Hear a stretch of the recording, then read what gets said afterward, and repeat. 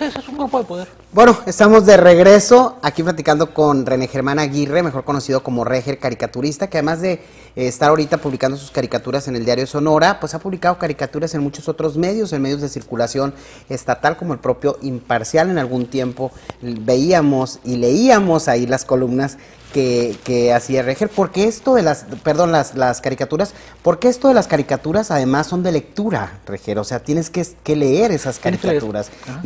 Por muy mínimo que sea el texto que traiga, porque en ocasiones incluso no le pones nada de texto, únicamente una referencia, pero tú tienes que saber leer esa caricatura, ¿no? Eso es algo que es lo más interesante, yo creo, de los caricaturistas, el reflejarte la problemática desde el punto de vista de un dibujo, pero un dibujo con humor, ¿no? Cómo hacer de que los mexicanos reímos mucho de los problemas, eso me queda claro, pero nos reímos más cuando te lo plantean desde el punto de vista de una caricatura como lo haces tú, Reger. Y nos íbamos a la pausa ahorita con una pregunta.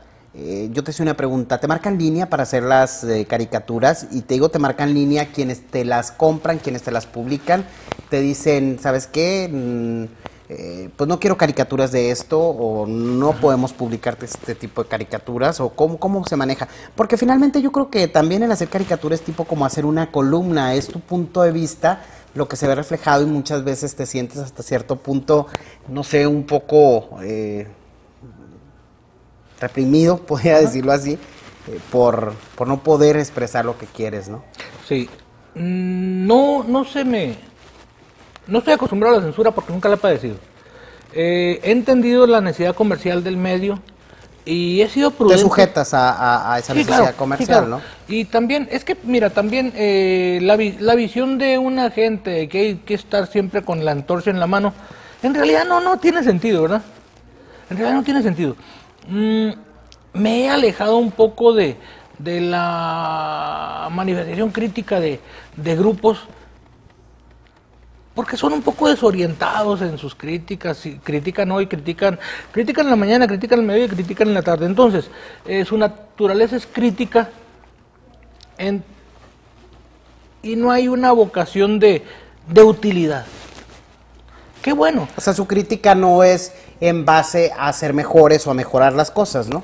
Nada más pues no sé, tendrán problemas. En estar moliendo. Sí. Otra de las preguntas que te hacía era, ¿qué presidentes han pasado por tu lápiz? Todos. ¿Desde quién? Primero que nada, cuando empezaste, ¿quién estaba de alcalde? ¿Recuerdas? De alcalde, ¿quién estaba? ¿César Dabdú o no? Antes de César Dabdú, Moraila. Enrique Moraila. Sí. Moraila probablemente, no recuerdo, lo que pasa es que tampoco, como yo venía de un contexto de respeto por la formación de mi madre, por la trayectoria de tu papá, la trayectoria de mi padre, entonces no podía ni quería, no estaba en mis planes exponer a gente que me merecía respeto. Después me siguió manteniendo respeto, me siguió mereciendo respeto, pero ya los vi de una manera crítica. No hallábamos, Nogales, igual que tú, que el lugar donde tú naciste, las cosas no eran como hoy. Ni había grupos antagónicos que provocaran reacciones y que como periodistas las detectáramos y las conjugáramos, tú para la columna, tú para la nota, yo para la caricatura.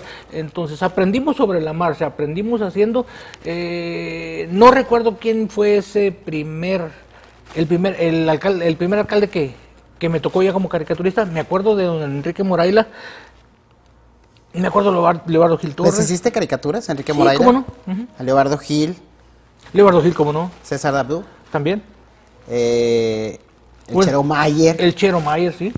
El Chero Mayer. Wenceslao Cota. Claro. Bueno, Abraham Sayet, Wenceslao Cota. Dos veces. Abraham Sayet 2 veces. Lorenzo de la Fuente. Porque fue alcalde 2 veces. Marco Antonio Martínez. Claro. Y hoy José Ángel.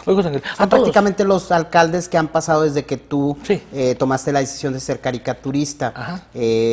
Caricaturas que recuerdes de ellos que hayan causado revuelo. O mucho revuelo. Sé que todas pueden causar revuelo, pero algo así que... Siempre hay una siempre hay una caricatura que en mi trabajo identifica la administración de cada cual. Don Enrique Moraila produjo poco. Lo suyo eran las relaciones públicas, políticas. De hecho... ¿Era buen político? Sigue siendo. Lo sigue siendo. Tiene muy buena mano derecha, pero también muy buena mano izquierda, ¿no? Es como que una conjunción de esas cosas para poder, de alguna manera... Después de 30 años sigue teniendo incidencia sobre cierto sector. Sí, eso me queda claro, Don Leobardo llegó con mucha oposición, pero se impuso como se imponía el PRI, ¿verdad? Se impuso como se imponía el PRI. Bueno, fue alcalde. Hubo algunos detalles muy sobresalientes, como por ejemplo la salida de su primer secretario, el señor Quirós, ¿verdad? Porque era un eterno conflicto con la prensa y con ¿El secretario? Sí. Que supone que es el de las relaciones políticas de una administración. Y fue terrible. No recuerdo quién entró, pero sí recuerdo quién salió. Salió Quirós. ¿Aprovechaste para una caricatura? Sí. César Dabdú también. Recuerdo mucho una manifestación. ¿Cuál era el coco de César Dabdú? Estás hablando de cosas que distinguieron administraciones. Caricaturas. La de Enrique Moraila, sí, por eso. La de Enrique Moraila era muy buen político. Muy buen político. La de Leobardo Gil entra con mucha oposición, pero se impone, dices tú. Y el problema con su secretario, con su primer secretario cuando sale y los pleitos de entonces secretario con la prensa y con muchos otros grupos de aquí de la localidad. ¿César Dabdú? César Dabdú también tuvo como todos los alcaldes tienen. No, tuvo muchos directores de seguridad pública él, ¿no? Así es, creo que Victoriano Navarro fue en su periodo.